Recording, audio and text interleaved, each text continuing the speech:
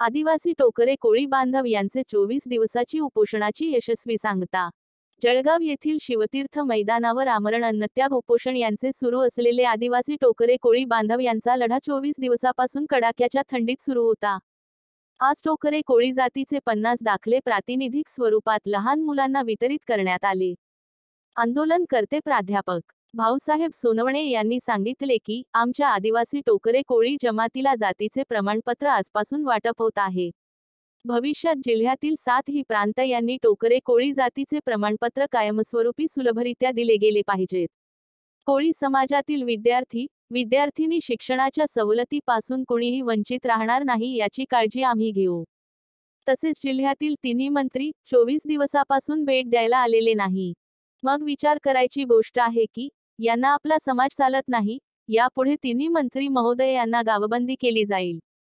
कारण की मंत्री जळगावला येऊन उपोषण स्थळ जवळून आले, पण साधी येण्याची तसदी घेतली नाही, असे आंदोलनकर्ते प्राध्यापक भाऊसाहेब सोनवणे यांनी असा आरोप केला आहे।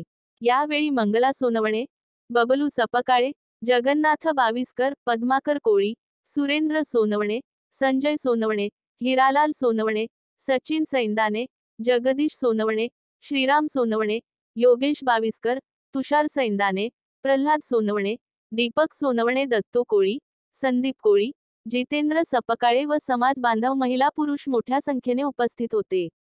भेट घेतलेली आहे, आज 24 दिवसापासून हे उपोषण चालू होतं आणि आज मला वाटतं तहसीलदार साहेबांनी ते उपोषण सोडलेलं आहे।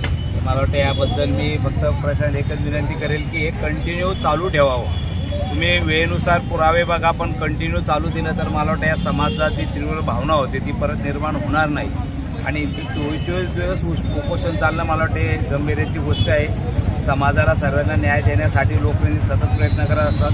मुख्यमंत्री साहेबांनी आपल्याकडे मीटिंग लावली होती, या संदर्भात पालकमंत्री असतील, नामदार गिरीश असतील, सर्व त्यांचे नेते पण सर्वांनी ज्याच्यास पाठपुरावा केलेला आहे। मला वाटतं यश येत आहे, हळूहळू का होईना आपण त्या समाजाचं अभिनंदन करू की त्यांनी आपल्या समाजाच्या विद्यार्थी असतील, समाजाच्या बांधवासाठी हा लढा दिलेला आहे। सर्व उपोषणकर्ते असतील त्यांचं मनोपूर्वक मी अभिनंदन करतो।